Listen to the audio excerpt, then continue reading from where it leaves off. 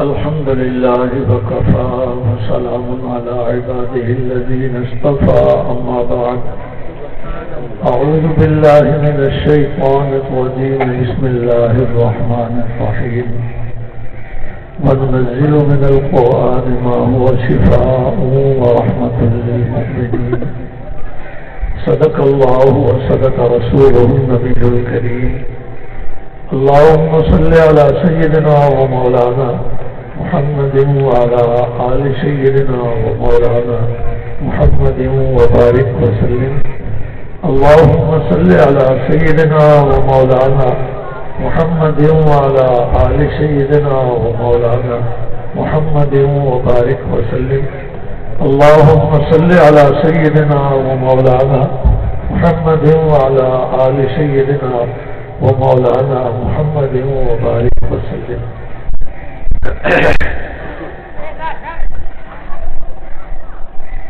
عصر کی نماز کا وقت قریب ہے. آپ حضرات نے بعض اور تقریر قاسمی صاحب سے بہت اچھا سن لیا.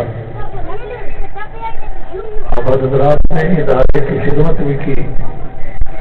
اللہ آپ کا بیٹھنا آنا سننا اور مدرسے کی خدمت کرنا قبول فرمائے. جس دنیا میں ہم بیٹھے ہیں یہ بہت تھوڑی سی ہے. دنیا کی ہر چیز مختصر ہے، فانی ہے. آنے والا ہر بندہ سفر پہ روانہ ہے، اپنی منزل کی طرف چل رہا ہے، اور یہ سفر ایسا ہے جو رکنے والا نہیں ہے. اللہ نے جسے 80 سال کی عمر دی ہے وہ اگر 40 سال اپنے گزار چکا ہے تو اس کے 40 سال باقی رہ گئے. جو 40 سال گزر گئے وہ لوٹ کر نہیں آئے. کل کا دن جو گزر گیا یہ کسی کی زندگی میں پھر نہیں آئے. نہ ہماری زندگی میں آئے گا، نہ ہماری آگے والی نسلوں کی زندگی میں آئے گا. جو گزر گیا وہ گزر گیا. یہ وقت دنیا کا مختصر ہے اور برف کی طرح پگھل رہا ہے، گزر رہا ہے. ہم جس منزل کی طرف رواں دواں ہیں وہ آخرت کی منزل ہے. اس منزل کو سب نے پہنچنا ہے اور اس منزل میں پہنچ کر اپنے دنیا کے گزرے ہوئے ہر لمحے کا حساب دینا ہے. ایسا نہیں ہے کہ وہاں ہم سے کوئی نہ پوچھے کہ دنیا میں کیسے رہے. نہیں، وہاں ہمارے اس ہر لمحے کا حساب ہوگا. کچھ لوگ دنیا میں اس طرح زندگی گزار جاتے ہیں کہ اللہ کے نبی صلی اللہ علیہ وسلم نے فرمایا کہ جب وہ اللہ کی بارگاہ میں پہنچیں گے تو ان سے حساب نہیں ہوگا. فرمایا 70,000 ایسے لوگ ہوں گے، بخاری شریف کی حدیث ہے، جن سے میدان قیامت میں حساب نہیں ہوگا. اللہ فرمائیں گے تم تو سیدھے جنت میں جاؤ. اور اسی روایت میں یہ بھی ہے کہ ہر 1000 کے ساتھ 1000 پیچھے اور بھی اللہ بھیجیں گے. لگتا ہے کہ وہ ان کے محبین ہوں گے. 70,000 تو اصل لوگ ہوں گے لیکن ان کے محبین بھی ان کے پیچھے ہر 1000 کے ساتھ 1000 اور بھی ہوگا. یہ سارے جنت میں بلا حساب جائیں گے. جب اللہ کے نبی نے یہ ارشاد فرمایا تو ایک صحابی کھڑا ہو گیا. اس کا نام ہے عکاشہ. انہوں نے کہا یا رسول اللہ میرے لیے بھی دعا کر دیں کہ میں بھی انہی میں ہو جاؤں. آپ نے فرمایا انت منہم، تو انہی میں سے ہے. لگیے نمبر. اس کو دیکھ کر پھر ایک اور بندہ بھی کھڑا ہو گیا. انہوں نے کہا یا رسول اللہ میرے لیے بھی دعا کر دو کہ میں بھی ان میں سے ہو جاؤں. آپ نے فرمایا صحابہ کا عکاشہ تو اس سے نمبر لے گیا. اب وہ وقت گیا جو دعا ہونی تھی ہو گئی. उकाशा उनमें शामिल हो गया, अब और कोई नहीं होगा। तो वो तो खुशकिस्मत है जो बिला हिसाब जन्नत में जा रहे हैं। इसके अलावा सबका हिसाब होगा, उनसे हर लम्हे के बारे में पूछ होगी। और ये दुनिया का हमारा एक एक लम्हा इतना कीमती है कि आखिरत का 1000 साल भी हमारे इस एक लम्हे के बराबर कीमती नहीं है जिसमें हम बैठे हैं, जिसको हम अहमियत नहीं देते। कुछ लम्हात हमारे अखबार पढ़ने में, कुछ उस पर तबसरा करने में, कुछ अपने खानदानी शिकवा शिकायत में, कुछ खेल कूद में। ये करोड़ों से ज्यादा कीमती लम्हात हम यूं ही छोटी मोटी मसरूफियात में और फजूलियात में ज़ाय कर रहे हैं। इसका 1 मिनट क़यामत के करोड़ों सालों से भी ज्यादा कीमती है। रसूल पाक सल्लल्लाहु अलैहि वसल्लम एक दफा सफर पे जा रहे थे, रास्ते में एक कब्र आ गई। आपने फरमाया कि ये कब्र वाला अल्लाह से तमन्ना कर रहा है कि काश मुझे इतना वक्त दे दिया जाए कि मैं दुनिया में लौटकर 2 रकात नफल पढ़ लूं, लेकिन इसको वो मौका नहीं दिया जाता। जो आखिरत की तरफ मुंतकिल हो जाता है वो दुनिया में नहीं आता। जो कब्र से बाहर बैठे हैं इनके पास घंटों मौजूद हैं, जितने नफल पढ़ना चाहें ये पढ़ सकते हैं, लेकिन जो कब्र के अंदर है, आलम बरज़ख में पहुंच गया है, उसको दुनिया में आकर इबादत करने की इजाजत नहीं। और वहां उसके सामने से इबादत नजर आ रही है, यानी उसका सवाब और अजर नजर आ रहा है, पर्दा हटा दिया गया है। इसलिए उसके सामने बड़ी अहमियत है कि 2 रकात नफल अल्लाह के नजदीक कितने ऊंचे हैं। यहां तो हमारे सामने पर्दा है ना, हम 2 नफल तो पढ़ते हैं लेकिन उसका अजर नजर नहीं आता। अल्लाह के नबी ने हमें एक रिवायत में बताया कि जो आदमी पिछली रात उठकर 2 रकात नफल पढ़ लेता है, ये उसके लिए दुनिया और दुनिया के सारे खजानों से बेहतर है।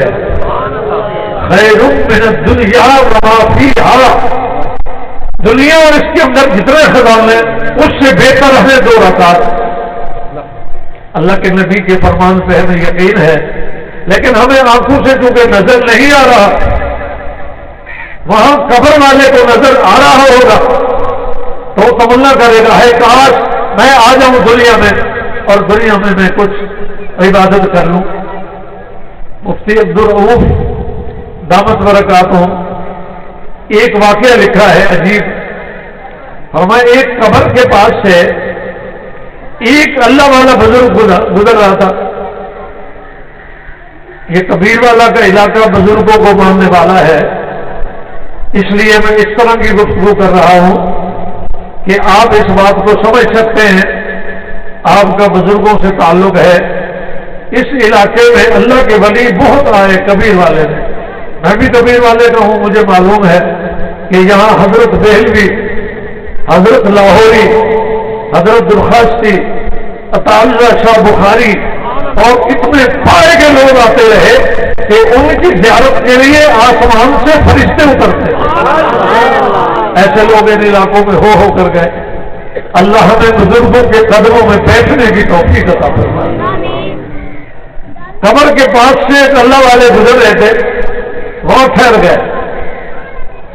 फिर बाद बुजुर्गों को अल्लाह कश्फ अता करता है। वो जब आंखें बंद करके तवज्जो करते हैं तो उनको पता चलता है कि कब्र में क्या हो रहा है। और कभी कभी उनकी रूह उस कब्र वाले की रूह से गुफ्तगू भी कर लेती है।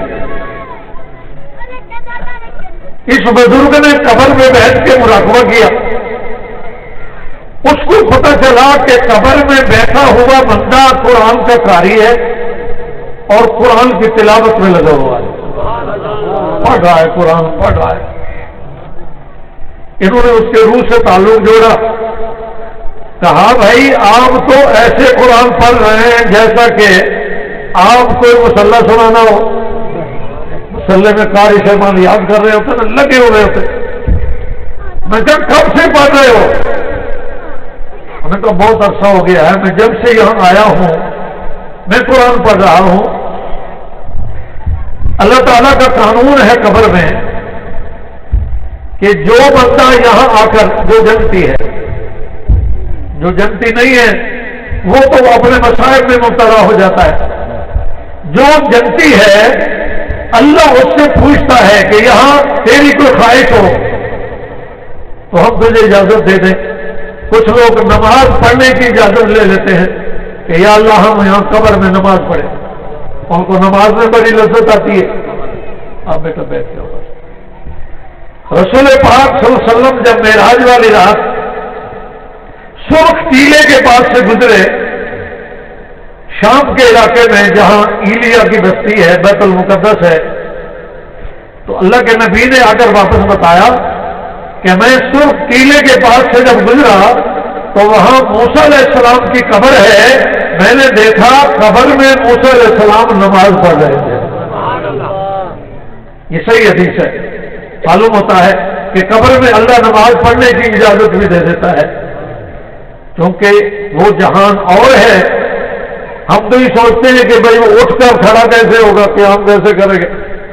اس کی قبر اتنی فراخ کر دی جاتی ہے جہاں پر اس کی نگاہ جاتی ہے اس کو کوئی رکاوٹ نہیں ہوتی، کھلی کھلی ہوتی. پہلے تو یہ مسئلہ لوگوں کو سمجھ نہیں آتا تھا. اب جب سے یہ سیڑھیاں آئی ہیں اور ٹی وی کے پروگرام دیکھنے لگے ہیں تو اب یہ بات سمجھ میں آتی ہے کہ چھوٹی سی سکرین کے اندر کتنا بڑا شہر اس کو نظر آ رہا ہوتا ہے، کتنا بڑا میدان اور سمندر نظر آ رہا ہوتا ہے. کوئی رکاوٹ نہیں ہوتی اس کے سامنے. تو اللہ قادر نہیں ہے کہ قبر میں ہر قبر میں اتنی فراخی کر دے کہ جہاں تک اس کی نگاہ جائے کھلا ہی کھلا نظر آ جائے. تو اس نے کہا یہاں جب میں آیا تو میں نے اللہ تعالیٰ کی بارگاہ میں عرض کیا کہ اللہ میں قرآن سے دوستی لگا کے رکھی تھی دنیا میں، میرا قرآن پڑھنے کو دل کرتا ہے، مجھے اجازت مل جائے میں قرآن ہی پڑھتا رہوں.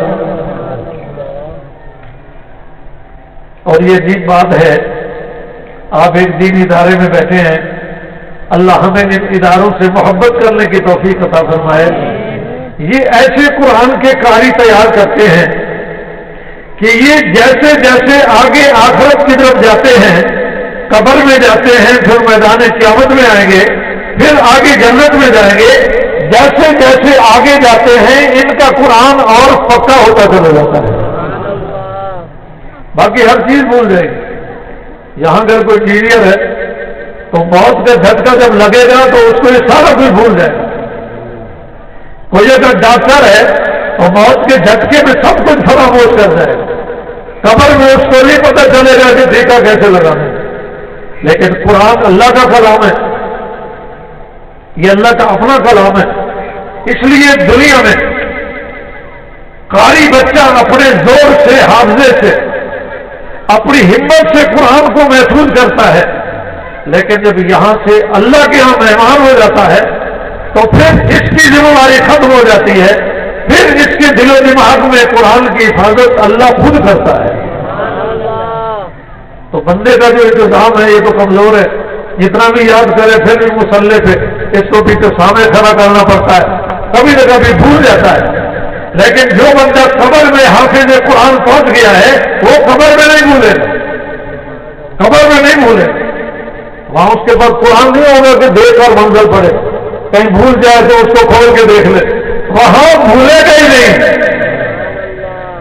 اور جب میدان قیامت میں اٹھے گا اس سے بھی زیادہ پکا حافظ ہو جاتا ہو.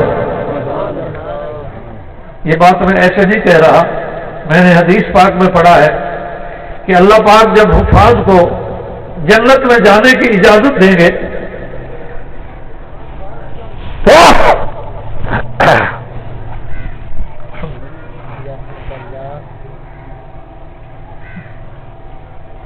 تو اللہ فرمائیں گے اے میرے قرآن کے قاری، آؤ یہاں سے چڑھنا شروع کرو، یہ تمہاری منزلیں ہیں. سونے چاندی کی سیڑھیاں ہوں گی، یہ قرآن کا قاری یہاں سے چڑھنا شروع ہوگا، اللہ فرمائیں گے خاموش نہیں، قرآن پڑھتے ہوئے چڑھو.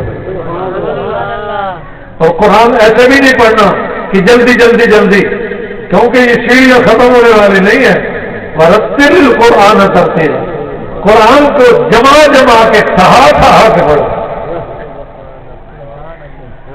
اب اگلی بات سمجھو، جب یہ جنت میں قرآن کا قاری سیڑھیاں چڑھ رہا ہے اور قرآن پڑھ رہا ہے تو اس کے پیچھے سامنے کوئی نہیں جو غلطی بتانے والا ہے.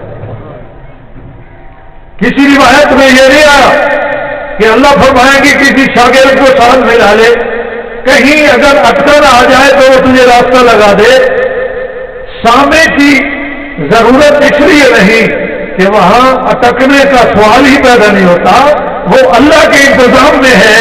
یہاں اگر اس کو قرآن کچا بھی تھا تو وہاں اتنا پکا ہوگا کہ وہ الحم سے والناس تک کہیں نہیں اٹکے گا. یہ اللہ کا انتظام ہے کہ قرآن اس کو پکا سے پکا ہوتا چلا جاتا ہے. اور آپ جو ان حافظ بچوں کی، قرآن پڑھنے والوں کی خدمت کرتے ہیں نا، چاہے آپ 1 کلو گندم دے دیتے ہیں، اس کو معمولی نہ سمجھے، یہ معمولی نہ سمجھے. وہاں چھوٹا چھوٹا تعلق بھی بڑا کام آئے گا. میں آپ کو وہ واقعہ سناتا ہوں. ایک روایت میں نے سنی ہے کہ اللہ کریم وہاں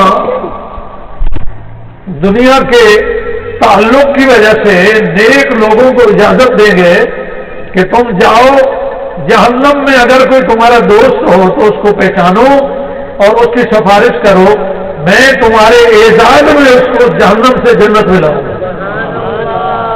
تو وہاں انبیاء، صلحاء، علماء، زہاد، عباد، اوتاد، اقتاب، بڑے بڑے لوگ نیک صالحین پہچانیں گے کہ ہمارا کوئی تعلق دار ہو. اجازت اللہ نے دے رکھی ہے. وہ اشارہ کرے گا کہ یہ میرا دوست ہے، اس کو چھوڑ دو. اللہ اس کی ہاتھ کڑیاں کھلوا دیں گے اور اس کو جنت میں بھیج دیں گے. ایک عالم جہنم کے کنارے پہ کھڑا ہوا، اپنے دوستوں کو سفارش سے نکلوا رہا تھا، تو ایک آدمی ادھر جل جل کے کوئلہ ہو چکا تھا، پرلے کنارے پڑا تھا، جل رہا تھا. اس نے وہاں سے پکارا، اس نے کہا مولانا صاحب مہربانی کر کے میری بھی سفارش کرو، میرا بھی آپ سے تعلق ہے. میں کہا بھائی میں نے تو آپ کو نہیں پہچانا، آپ کا میرے ساتھ کیا تعلق ہے؟ اور میں کہا ایک دن آپ میرے دروازے سے گزر رہے تھے، نماز کا ٹائم ہو گیا تھا، آپ نے وضو کرنا تھا، آپ پانی کی تلاش میں تھے. میں باہر آیا، آپ کو میں نے پریشان دیکھا. میں نے کہا حضرت آپ ٹھہرے، میں آپ کے لیے پانی کا لوٹا لاتا. میں پانی کا لوٹا لایا، آپ نے اس کو وضو کیا اور اللہ کی نماز ادا کی. میرا آپ سے یہ خدمت کا تعلق ہے. آج میں بڑے دکھ میں ہوں، میں عرصہ دراز سے جہنم میں چل رہا ہوں. آپ کے اشاروں سے آج لوگ چھوٹ رہے ہیں. آپ مہربانی کر کے میرے لیے بھی سفارش کریں. حدیث پاک میں ہے کہ وہ عالم اس لوٹوں کے خدمت گزار کی سفارش کرے گا، وہ جہنم سے نکل کے جنت میں جائے گا. اتنا سا تعلق بھی وہاں کام آ رہا ہے. تو آپ ان طلباء کی چھوٹی سی خدمت میں معمولی نہ سمجھیں. اگر آپ کے پاس گنجائش نہیں ہوتی تو کبھی کبھی ان قرآن پڑھنے والے بچوں کے سر پہ محبت سے ہاتھ پھیر دیا کریں. مجھے اللہ کی رحمت سے امید ہے کہ آپ کے ایک دائیں کرنے والا فرشتہ اسے بھی لکھے گا کہ اس نے ایک طالب علم سے پیار کیا. یہ اللہ کے پیارے ہیں، اللہ کی پیاری کلام کو پڑھتے ہیں، اس لیے ان سے پیار کرنے والا بھی اللہ کا پیارا ہوتا ہے. المرء مع من احب، اللہ کے نبی نے یہ قانون دیا ہے، جو جس کے ساتھ دنیا میں پیار کرتا ہے میدان قیامت میں وہ اسی کے ساتھ جا رہا ہے.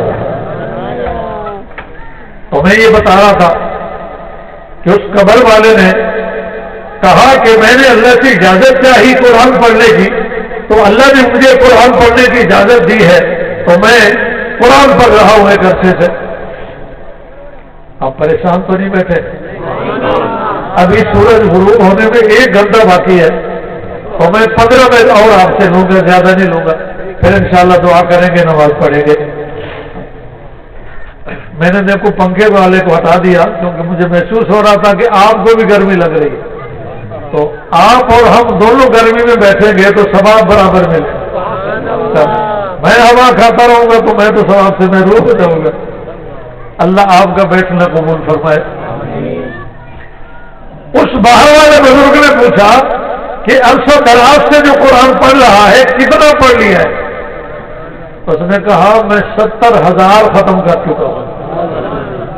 میں نے بات آپ کو اگلی بتانی ہے، اس دنیا کے وقت کے قیمتی ہونے پر میں آپ کو یہ مثال دے رہا ہوں۔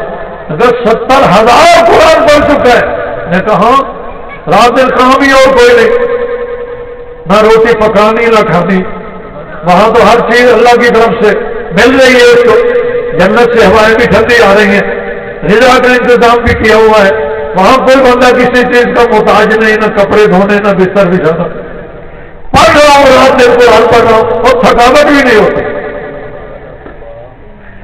پھر وہ قبر والا اس بزرگ سے کہنے لگا کہ آپ مہربانی کر کے ایسا کریں کہ ایک دفعہ کہہ دیں سبحان اللہ،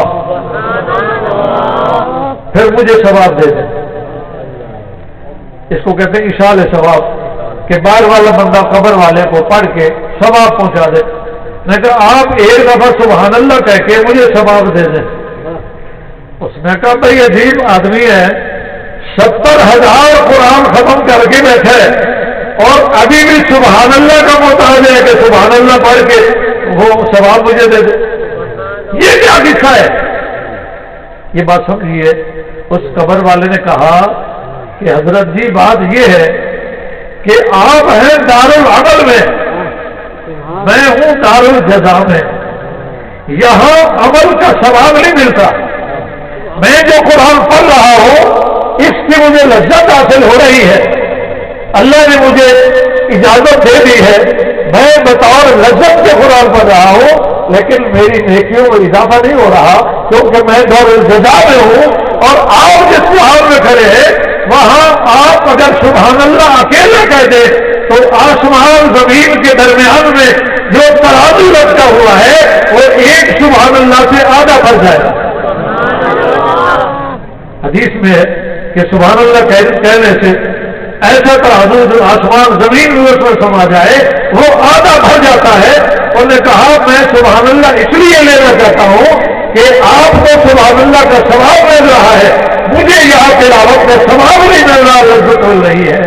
اس دنیا میں اللہ نے جو ہمیں یہ وقت دیا ہے یہ کتنا قیمتی ہے آخرت کے مقابلے میں۔ آج ہم اربوں کی جنت ایک ایک لمحے میں لے سکتے ہیں، یہاں سے چلے جانے کے بعد نہ واپس آنے کی اجازت ملے گی اور نہ وہاں عمل کرنے کا ثواب ملے گا۔ اللہ ہمیں دنیا کے اس وقت کو قیمتی بنانے کی توفیق نصیب فرمائے۔ اب تھوڑی دیر ہم اللہ کا ذکر کرتے ہیں، پھر انشاءاللہ دعا کریں گے، درود پاک پڑھ لیں۔ اللہم صلی علی سیدنا و مولانا محمد وعلی آل سیدنا و مولانا محمد وبارک وسلم۔ آپ نے بھی میرے ساتھ اللہ کا ذکر کرنا ہے تاکہ جو فرشتے اس مجلس میں بیٹھے ہوئے ہیں ذکر کے انتظار میں ہیں ان کا بھی دل خوش ہو جائے اور واپس اللہ کی بارگاہ میں جا کے گواہی دیں اور عرش والا ہمارے لیے بخشش کا اعلان فرما دے۔ لا الہ الا اللہ، لا الہ الا اللہ، لا الہ الا اللہ، لا الہ الا اللہ، لا الہ الا اللہ، لا الہ الا اللہ، لا